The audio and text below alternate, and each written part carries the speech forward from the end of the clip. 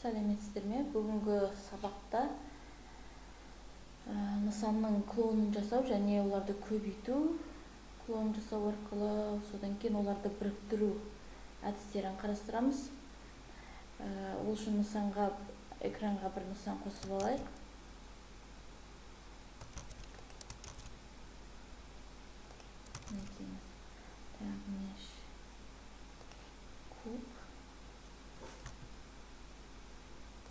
Қазір бұны көлемін реттеп алайық. Ол үшін X, Y және Z өстері бойынша көлемін реттейміз. Ол үшін SX десек, X өсі бойынша жылжиды. SY десек, Y өсі бойынша, және Z десек, Z өсі бойынша біз нысанымызды реттеп алдық, және G пернесінің көмегімен біз оны орнын жылжытамыз. Енді осыны қалай көбейтеміз? Нысан белгіленіп тұр. Белгіленіп тұрғанына сары жиектің сары түспен боялып тұрғандығынан көрінуге болады. Енді бұны Shift және D пернелер көмегімен біз оның клонын жасаймыз. Қазір біз бұны көбейту арқылы баспалдақ жасап шығаруымызға болады.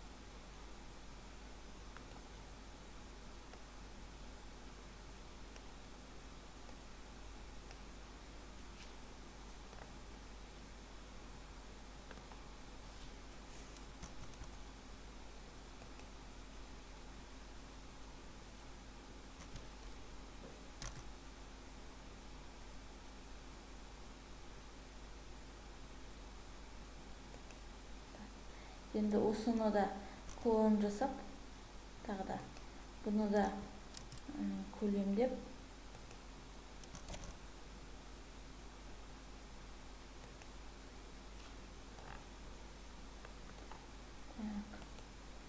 оны жылжытайық былай қарай, бұрышқа қарай. Одан кейін оны жылжытып,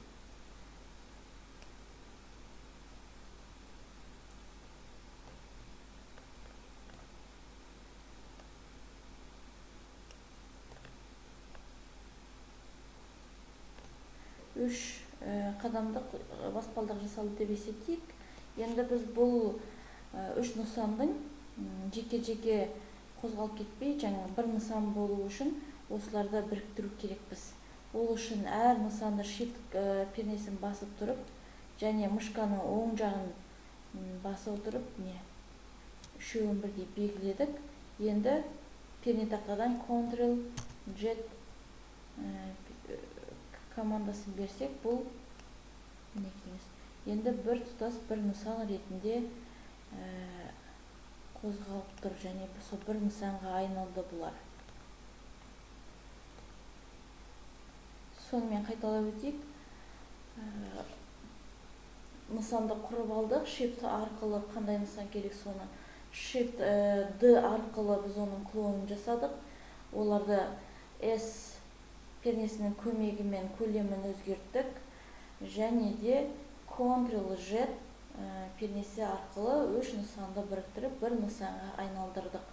Енді осы іс-әрекеттерді сіз де жасап көріңіз. Назарыңызға рахмет, сау болыңыз.